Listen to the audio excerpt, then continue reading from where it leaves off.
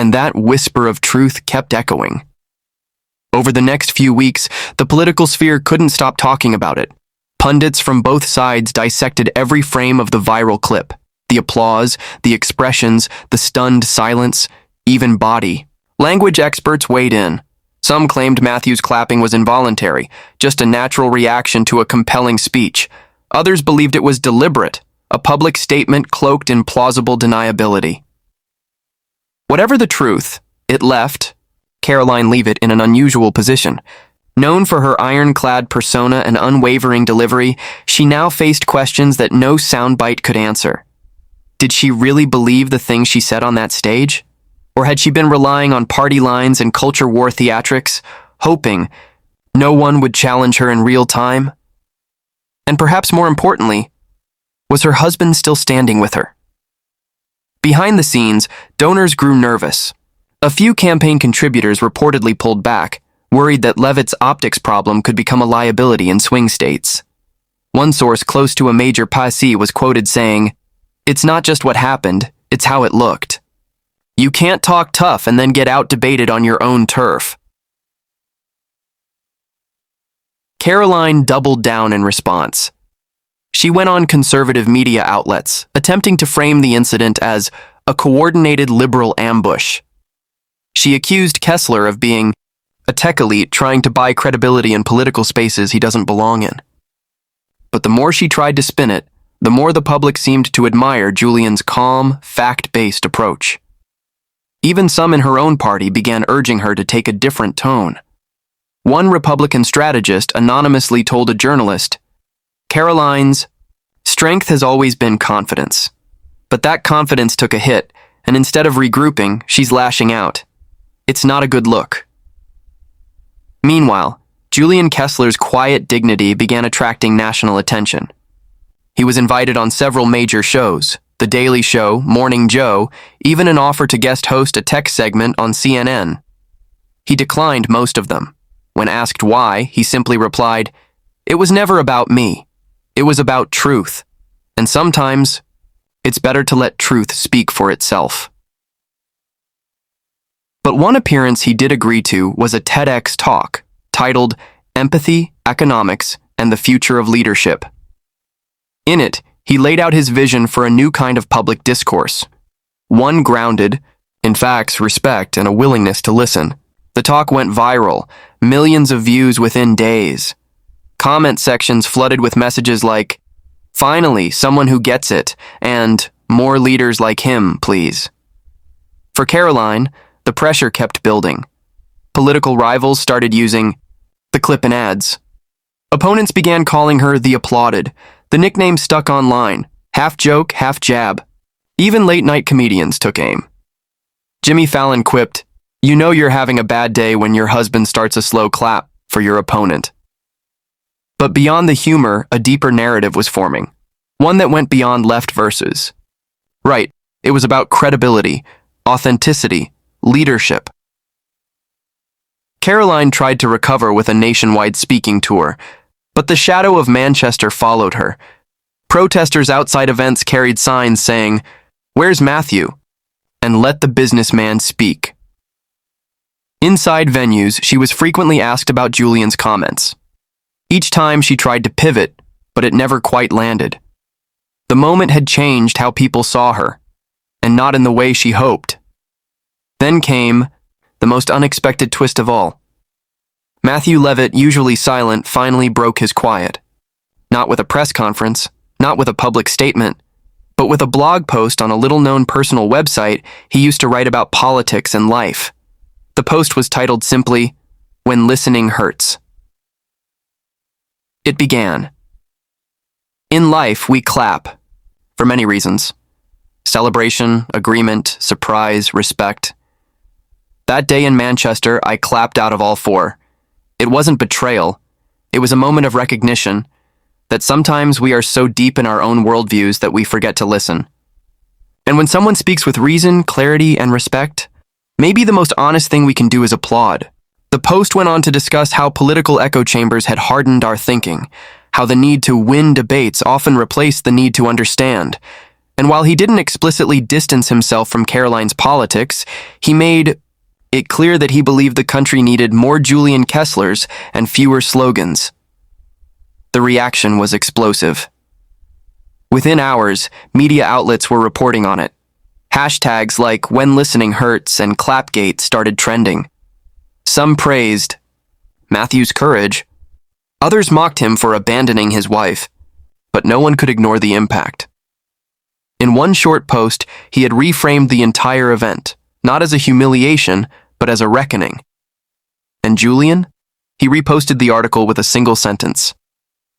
Listening isn't weakness, it's leadership. From there, the story evolved into something bigger. It became part of a wider conversation about political authenticity and the future of leadership in America. Debates sparked in classrooms, podcasts, and family dinners. Were we supporting leaders who actually listened, or just those who shouted loudest? And through it all, Karoline Leavitt stood at the center of the storm, still speaking, still campaigning, but never quite able to shake the shadow of that day, the day a businessman stood up, a husband clapped, and a nation watched truth meet power in real time. She had followers, yes, loyal supporters, but even among them, there were whispers. Questions, doubts. Because once you've seen someone challenged in the light and flinch, it's hard to look at them the same again.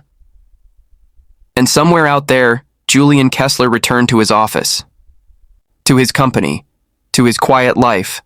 No gloating, no political ambitions, just a firm belief that the truth, when spoken with respect, doesn't need volume to be heard. It just needs a room brave enough to listen. Karoline Leavitt stood at the podium, her usual confidence radiating through the microphone. The event, held in downtown Manchester, New Hampshire, was meant to be a relatively tame political forum. Local business leaders, a few media outlets, and a chance for political figures to mingle and make statements. But nobody expected what was about to unfold, especially not her, especially not her husband. Leavitt, a rising star in conservative circles, had prepared remarks, familiar talking points criticizing woke corporations, government overreach, and liberal economic policies. Her tone was sharp, rehearsed, but seated in the front row was someone she hadn't accounted for, tech entrepreneur and vocal liberal businessman, Julian Kessler. Julian Kessler wasn't just any businessman. He was a local icon, known for building a billion-dollar software firm from scratch, creating thousands of jobs, and famously refusing government subsidies. Ironically, despite being left-leaning, he had gained respect across the political spectrum for his no-nonsense approach to economics and public debate. And today, he wasn't there to sit quietly. Leavitt, gesturing toward the audience, launched into a critique. Businesses today are held hostage by liberal agendas. They're more focused on pronouns and pride flags than productivity and profits. Ripple of unease passed through the crowd, but Leavitt pressed on, unaware or perhaps uncaring of the reaction. We need a return to real business values, not this Silicon Valley virtue signaling. And let's be honest, the left doesn't create jobs. They create chaos. That's when Julian Kessler slowly rose from his seat. No microphone, no prior request to speak. Just a quiet, commanding presence that brought the room to a hush. He raised a hand, and the moderator, sensing something electric, nodded, granting him the floor. Ms. Leavitt, he said, voice calm but cutting. You mentioned woke corporations not creating jobs. My company employs 8,000 people across 14 states. Last year alone, we onboarded 1,200 veterans. Over half our leadership are women. We didn't do that by ignoring inclusivity. We did it by embracing it. The room froze. Karoline stiffened. Julian continued, now pacing slightly. You talk about liberal agendas as if there's some kind of virus. But let me tell you what really destroys businesses: stagnation, fear of change, divisiveness. I've seen companies implode because they tried to play politics instead of adapting to the future.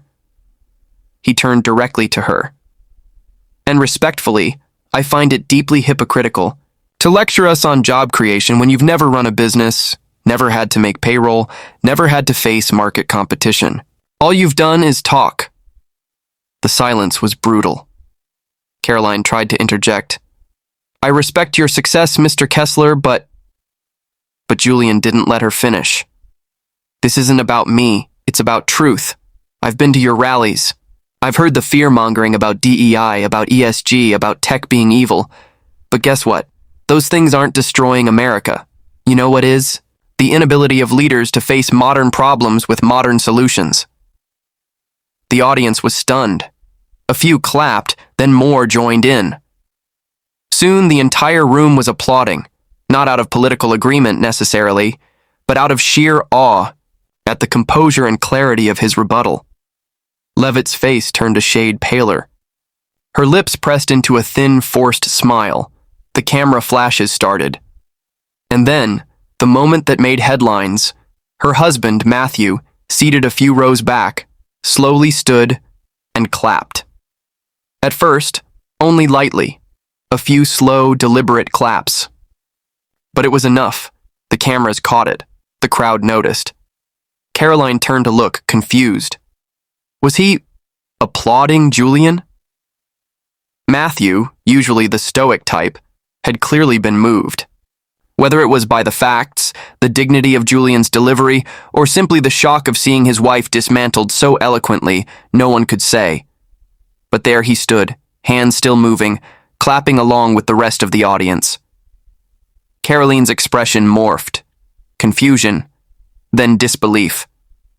Then something deeper. Betrayal. She turned back to the stage, trying to gather herself. "I think," she said, voice wavering, "we've heard enough opinions for one day. Let's move on to—" But it was too late. The energy had shifted. The power in the room had changed hands. Julian sat down quietly, his message delivered. No mic drop, no gloating, just truth. Later that evening, footage from the event exploded online. "Liberal CEO destroys MAGA darling," one headline read. "Karoline Leavitt schooled by job creator," another said. But the clip that went most viral wasn't Julian's speech. It was Matthew, his slow, stunned applause and the look of conflicted realization on his face. Social media tore into it. Is he switching sides? What does he know that we don't? That's the face of a man reconsidering everything. Commentators had a field day. Some defended Karoline, saying her husband's reaction was exaggerated and misunderstood. Others claimed it was proof that even those closest to her couldn't stomach her rhetoric anymore. The next morning, Karoline released a statement trying to downplay the event. "We encourage dialogue and dissent," she wrote. "I'm proud. To stand for traditional values and respectful debate is part of democracy." But privately, sources close to the couple reported tension. Matthew reportedly told friends, "I didn't plan to clap. It just happened. He made sense." Whether it was an offhand remark or a deeper admission, it added fuel to the fire. Julian Kessler, for his part, stayed silent on social media. No victory lap, no interviews, just a quiet repost of the video with one caption: "Facts over fear."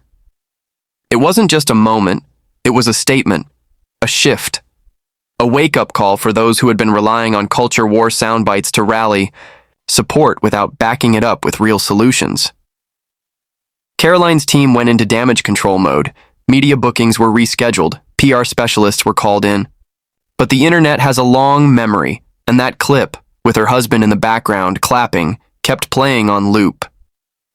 The incident became a case study in political communication. Universities analyzed it, business schools discussed it, and, for weeks, Julian Kessler was hailed as a rare example of how to speak truth to power without screaming, without insulting, just stating facts with clarity. Karoline, on the other hand, faced tough questions, not just from the media, but from her own supporters. Had she underestimated the intelligence of her audience? Had she leaned too heavily into talking points without anticipating pushback? And most importantly, what does it mean when even those closest to you start to doubt? By the end of the week, Julian's company saw a surge in job applicants. Young professionals inspired by his message cited the video as a reason they wanted to work there. One viral tweet summed it up. "This is the kind of leadership we need. Not screaming matches, not culture wars. Just truth, integrity, and a willingness to evolve." Karoline Leavitt's star didn't completely fade. She remained a fixture in her circles. But that moment, that 10-minute exchange in Manchester, became a turning point. A reminder that rhetoric can only carry you so far, especially when the facts walk into the room and take the mic. And as for Matthew, his silence in the weeks that followed spoke volumes. He didn't comment. He didn't deny. He simply stepped back from the spotlight. Whether it was out of support, embarrassment, or reflection, only he knows. But the image remains. A stunned husband, a humbled politician, and a liberal businessman who proved that sometimes the loudest mic drop is a whisper of truth.